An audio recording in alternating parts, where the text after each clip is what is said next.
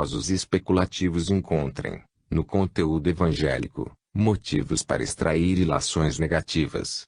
O Divino Mestre resguardou, sob a vestimenta das parábolas, certos esclarecimentos esotéricos mais avançados e incompreensíveis para sua época, os quais, somente após alguns séculos ou milênios devem ser entendidos no seu conteúdo exato, oculto. Aliás, é do próprio Jesus o conceito de que não se deve atirar pérolas aos porcos. Embora a simplicidade e a evidência moral do Evangelho do Cristo bastem para garantir a aplicação sensata dos seus conceitos salvacionistas com o decorrer do tempo, os homens ainda não puderam entender e comprovar que são, realmente, delicadas miniaturas do próprio cientificismo do cosmo. Assim, o pedir, na intenção de Jesus, não consiste simplesmente no ato primacial de a criatura solicitar algo, mas é sumamente importante que ela, primeiramente, se decida em consciência, quanto à natureza, com textura superior ou inferior do que pede. Quem não sabe o que pede, pode pedir insensatamente. É ilógico que o homem venha ao querer o que não deseja, pedir o que não pretenda, solicitar o que não entende, ou, ainda, buscar o que não crê. Ao pedir, em qualquer plano da vida mental, físico ou espiritual, o homem expressa uma atitude compatível com seu entendimento íntimo ou bom senso, mas, não basta pedir, pois, é preciso também saber pedir. Assim, o homem que, no mundo, pede de modo irregular, censurável e até em sentido destrutivo, diz-lhe a lei que se vos dará, ou seja, confirma que ele possui o livre-arbítrio de pedir o que deseja. Mas, como o conceito evangélico é claríssimo em explicar que pedindo, recebereis, o homem que, então, saiba como pedir, em qualquer condição de sua vida, há que saber que a semeadura é livre, mas a colheita é obrigatória. Por isso, adverte Jesus que o homem será julgado segundo as suas obras. Sob tal aspecto, o Mestre Divino define o entendimento do homem terrícola que o mal e o bem ainda são frutos da própria atitude e condição humana, pois, tanto ele pode pedir certo como errado, e sempre será atendido pela lei. Deus é amor absoluto e incondicional e atende a qualquer pedido, sem fazer distinção ou restrição entre os seus filhos. É algo à semelhança do pai amoroso, que chega para ninfar os equívocos dos filhos, para não os frustrar a vida humana. Em verdade, Jesus disse que pedindo, recebereis, mas não destacou o que se deve pedir, nem mesmo o que é certo ou errado no pedido, embora frisando que, sempre, será atendido aquele que pedir.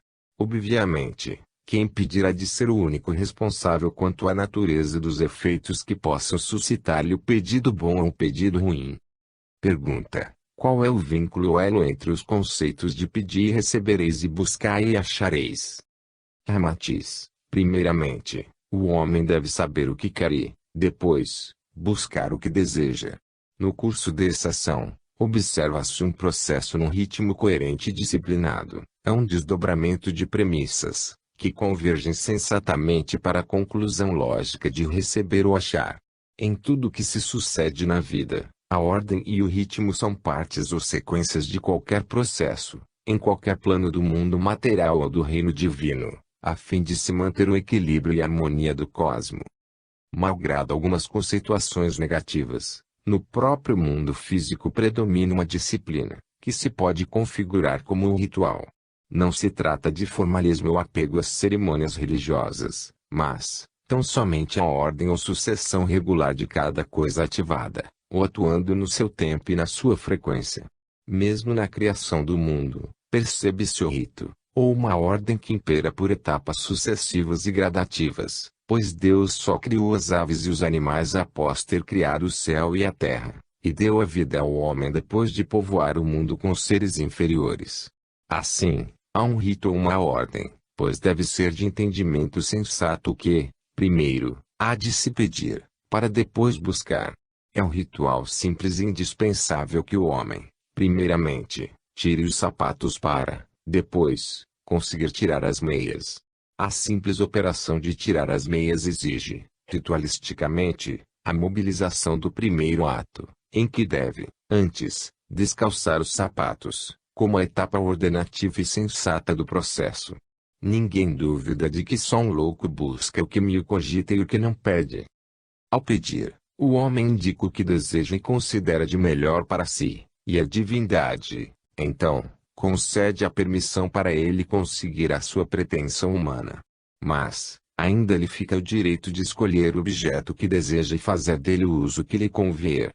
Portanto, entre pedir e receber, buscai e achareis, há um vínculo, um elo, algo ritualístico, em que, pela disciplina da sucessão dos fatos, ninguém é sensato buscando o que não sabe, o que não pede e o que não deseja. Pergunta: e que dizeis sobre o complemento evangélico de buscai e achareis, quando diz, batei e a porta abrir-se-vos-á? Ramatiz, tal conceito também exprime um dos fundamentos principais da lei do cosmo, em que todo ato violento ou atrabiliário sempre contraria o ritmo pacífico, disciplinado e coerente da pulsação harmoniosa da vida. O homem, no ato de pedir, revela o que quer e, no buscai e achareis, após a permissão divina, realiza sua intenção. Mas, no formular o desejo e iniciar a busca, não deve violentar o ritmo pacífico da vida espiritual, ficando responsabilizado pela perturbação ou pelos danos semeados no pedir e buscar irregularmente.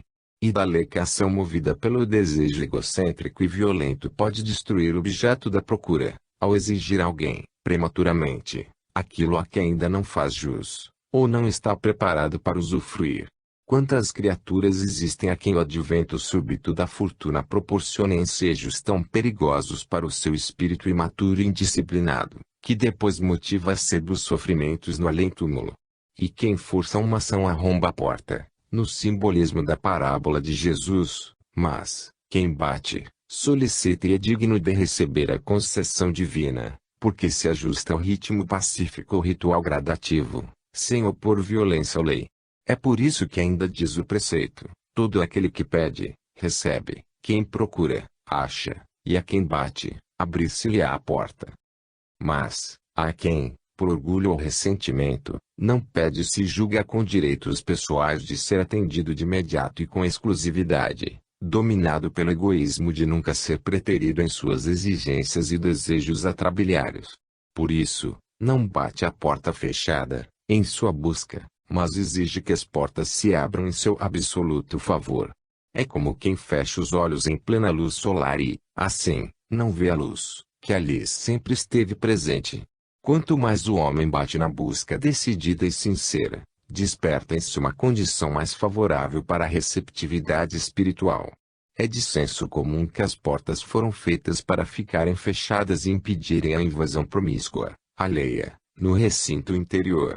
Ainda nesse conceito, Jesus é bem claro, ao aduzir que até a violência prematura do homem pretender invadir o recinto espiritual, sem o devido preparo, pode causar-lhe resultados indesejáveis. Há muitos que buscam a conversão violenta através do fenômeno precoce, mas terminam feridos com demoradas cicatrizes das decepções e frustrações. Antes de se fazerem eletivos pelo pedir, evitando a violência que resulta da falta de entendimento conciliador antecipado, força um estado de espírito imaturo no próprio achado insensato da busca. Sem dúvida, o homem precisa trabalhar incessantemente na sua realização espiritual, certo de que tudo dependerá, exclusivamente, de si mesmo e do seu trabalho. Mas, Jesus é bem explícito, ao aconselhar que o homem batendo a porta, abrir-se-lhe-á, porque, então, se conjuga nele o estado de hipersensibilidade, capaz de indicar-lhe o caminho certo em direção à vida mortal. Deus jamais deixará de atender o filho sensato, humilde e laborioso, que não discrepa da harmonia da vida espiritual e não violenta o equilíbrio natural da lei. O homem precisa deixar de exigir o que ainda não tem direito e desistir de violentar o que ainda é prematuro para o seu poder humano e para a sua capacidade espiritual. Fim.